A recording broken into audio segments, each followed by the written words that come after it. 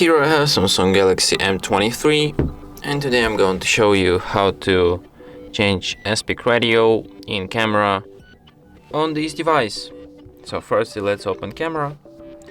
Then here at the upper bar we have 5 buttons, and this one is aspect ratio. You have 3:4, 3:4 50 megapixels, 9:16, 1:1, and also full screen aspect ratio. And that's it. Thanks for watching. If you find this tutorial useful, don't forget to hit that like button and subscribe to our channel.